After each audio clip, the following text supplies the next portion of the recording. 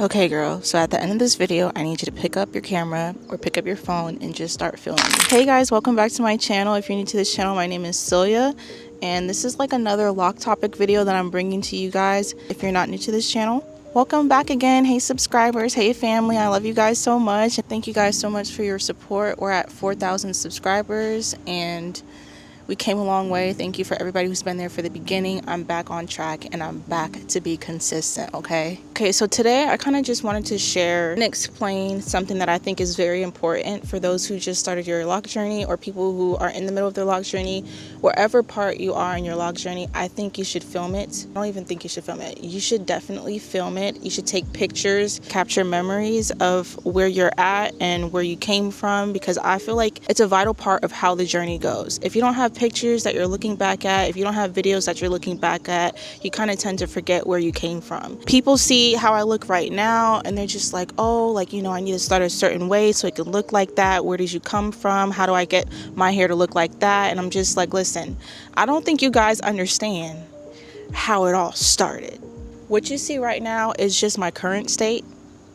Okay, you don't know the struggles that I went through. You don't know the progress that I've made. You don't know the switches in the routine that I had to do. You don't know the switches in products that I had to use, the switches in hair care providers like locticians that I made. There is a story behind this. Filming videos and taking pictures and recording content on, you know, things that I've learned about my hair and how my hair has changed and what worked for me, what didn't work for me, helps me. Not only are the videos that I'm filming helpful to me, they're helpful to other people who are on their lock journey. You won't realize it, but if you're really in tune with your lock journey and you really accept yourself for who you are, you notice that you will change internally and you gain some source of like confidence, and some insecurities go away because you're showing up as yourself all the time. And I remember how I looked in the beginning I was just not necessarily as confident, but I was very accepting of where I was at and what was ahead of me. And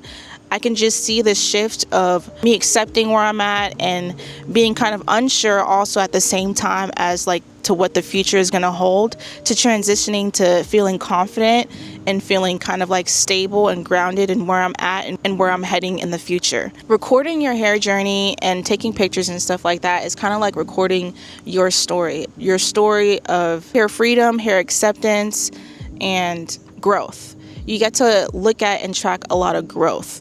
I look back at my videos and even something as like small as wash days. I look back at the wash days and I'm like, oh my gosh, I remember how it felt washing my hair at that time and how short my hair was at that time and the struggles that I had then, or the things that I was like, you know, in tune with and paying attention. Is that a bee? The things that I was aware about my hair at that state. And I was just like, oh, this is what's happening. This is what I need to do to clean it. This is what I need. There's different steps that change along the way. And just seeing how your hair care routine and your way of taking your hair changes makes you appreciate, you know, where you're at and where you came from. And it's kind of like milestones that you're kind of reaching. You also get to like, you know, be more in tune with what's going on with your hair if you look back at videos and compare them to where you're at right now. For instance, in the beginning, when I started my hair journey, differences is, you know, when I did my wash day, I had to braid and band. I used the Sisterlocks clarifying shampoo and it was so easy to wash my hair.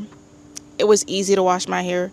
It was technically not easy in a sense that I had to braid and band my hair compared to now. Although I don't have to braid and band my hair, I still have to make sure I evenly distribute the soap to my hair strands. And that's a difference that I had back then when my hair was really short compared to now. So it's like not necessarily more work or less work. It's just different work. You're going to notice a lot of different takes on how to take care of your hair from back then to compared to now. I look back at videos on when my hair was like not necessarily shoulder length, but it was like right above shoulder length. It was so thick. That was my favorite stage, you guys. And I didn't even know that was gonna be my favorite stage. I thought this was gonna be my favorite stage, which I do like, and a lot of people like this stage on me, but I felt like, you know, my hair journey started ever since I was a natural ever since I had natural hair. And when I had natural hair, I had a lot of struggles. I never really felt confident, and I'm talking about loose natural hair.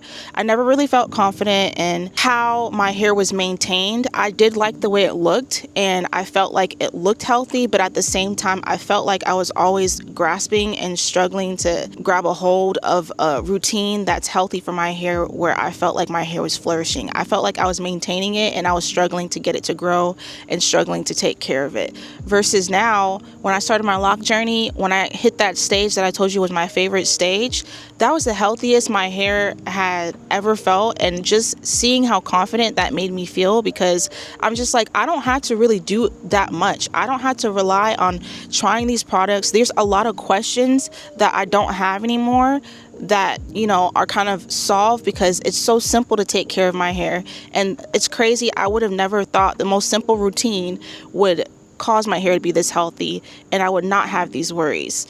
And that was a major shift in mindset, and I saw that shift in mindset through me filming these videos. Filming your experience allows you to find a way to connect with other people that are on their hair journey. You never know how much you expressing yourself and expressing something that you're worried about or something that you enjoy about your journey can help another person on their journey. I've met so many people through my YouTube channel and my other social media platforms that have helped me, that were able to relate to me, that found my videos very helpful, and that makes me feel good. And I've also gotten a lot of helpful tips, helpful pointers on how to take care of my hair, some advice, and I've also had some shared experiences of people talking about what they're going through for their hair journey and what they appreciate and the changes that they've noticed. This is like a hair diary for me.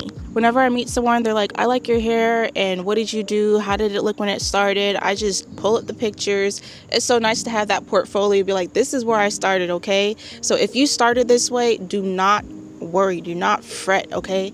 You just need to continue on the journey, and you need to put lots of love and faith in where you're going. That's the key to having a great journey. Love and faith. You need to be faithful that it's going to turn out the way it's supposed to turn out, and it's going to turn out beautiful because it's your hair and it's your journey.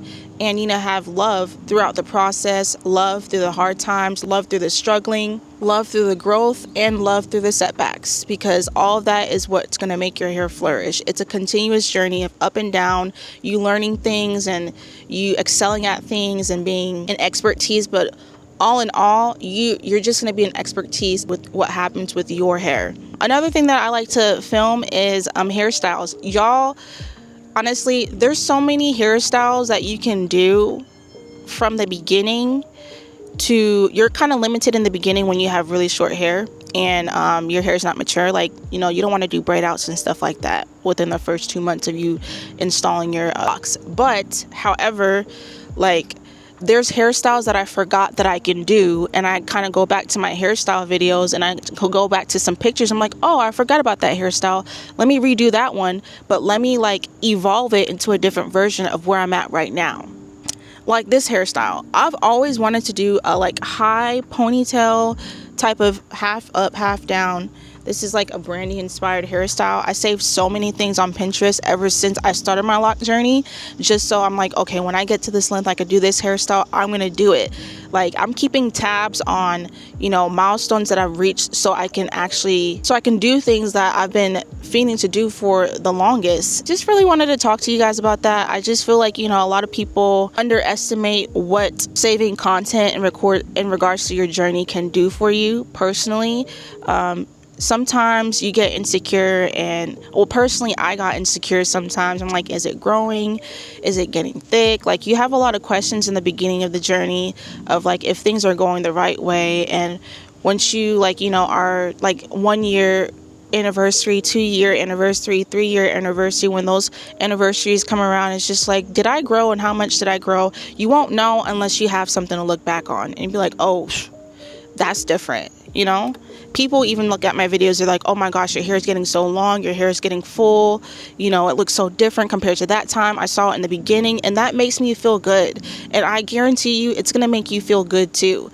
Pictures every day, not necessarily every day, every month, all of that is going to help you keep track of you are moving forward and that everything's going to be okay. And just to continue doing what you're doing, it's going to get better.